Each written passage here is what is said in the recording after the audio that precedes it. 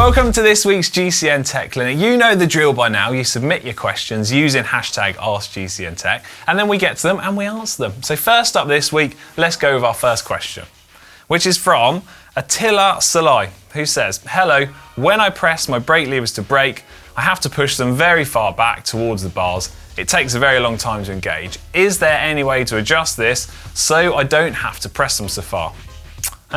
Yeah, interesting. And I did recognise that name slightly, so off the top of my head, I'm pretty sure that is the same name as a famous Hungarian football player. Who knows? Anyway, back to your question about the brakes. And it sounds like your brake pads could be worn down, so there's not much material left.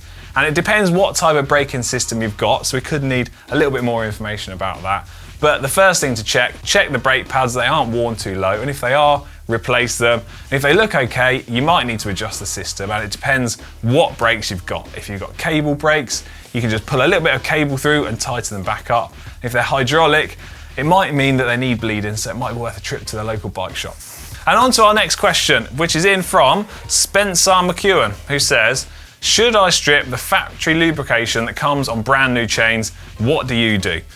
I always take all of that grease and lubrication straight off of a brand new chain. It's incredibly sticky, and I find it just makes all grit and contamination stick to the chain, and then it's going to wear your chain out even quicker, and it's quite tricky to clean afterwards. So my advice, clean the chain thoroughly first, then put it on your bike, and then use your normal chain lube.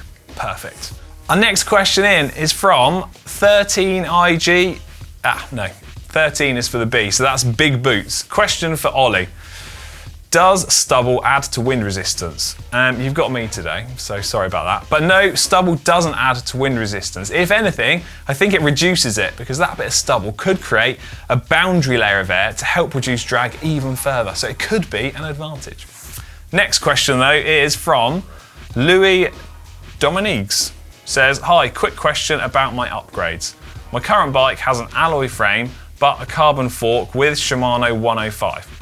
The geometry of that bike fits me perfectly. It's the best bike that I've had a chance to ride. Is it worth keeping the frame and then upgrading the components, then the wheels or the group set, or should he upgrade just his group set?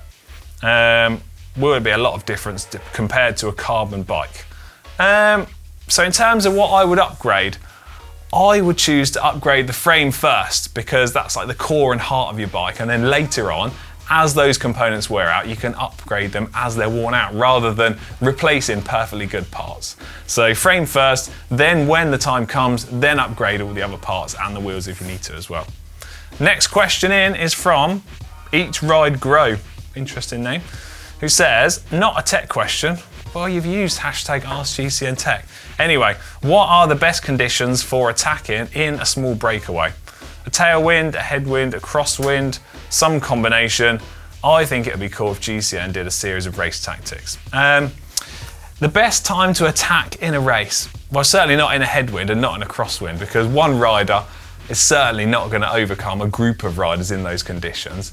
And I think what you'll find pro riders tend to do is use the terrain and the wind conditions in a varying mix of ways to try and gain an advantage over their competition. And 9 times out of 10, you'll see riders attack on gradients, because then there's no drafting benefit and everyone has to do the same effort. So if you watch bike races, just pay attention, because everyone takes every opportunity they can. And in terms of crosswinds, they are particularly stressful. They create carnage within the groups. So always make sure you're at the front in the crosswinds. That's what I used to try and do anyway. Next question in is from Michael Galensi. Recently, I noticed that in the pro peloton, the female riders tend to have shallower wheels than their male counterparts. And as it seems, it's also common for non-pro riders as well. Why is that? I don't actually think it's a male-female difference. I think the difference that you're highlighting is the difference in rider size and weight. And it tends to be that lighter or smaller riders will use shallower wheels, because the shallower wheels are less affected by crosswinds, and lighter riders are affected by crosswinds. So to reduce the impact the crosswinds have on the riders, they tend to use shallower wheels to make it a little bit safer, and that's why you'll tend to see sort of taller or heavier riders quite happy to ride those deeper wheels, because they're less affected by the crosswind. And that is the reason for your question. Next question in is from MyMax45, who says, On a quiet standard road, which is the fastest part, so with the lowest rolling resistance? The part that the car tyres run on, or the centre of the road? The kind of nerdy question you ask yourself when you're on long rides. I guess so. I'm not really sure what a standard road is. But anyway, the fastest part on any road is the smoothest part. And if it's a road that lots of cars go on, then it tends to be where the tyres run, when those two sort of, the groove on the left and the groove on the right. The fastest bit will always be the smoothest bit.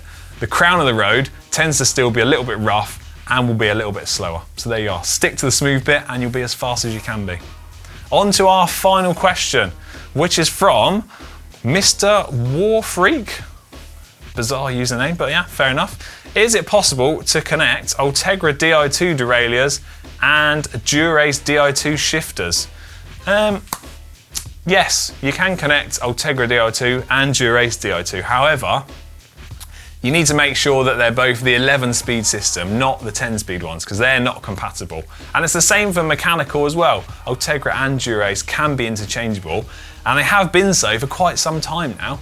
But in terms of your Di2 question, yeah, no problem whatsoever. Mix and match those 11-speed components as you want. So you could use a front mech, a rear mech, shifters, whichever way around you want to do, and it'll work perfectly. That's it for this week's GCN Tech Clinic. Hope you find those answers helpful. And if you've got any questions you want to know, get them in the comments section down below using #AskGCNTech. And I guess we'll see you next week. See ya.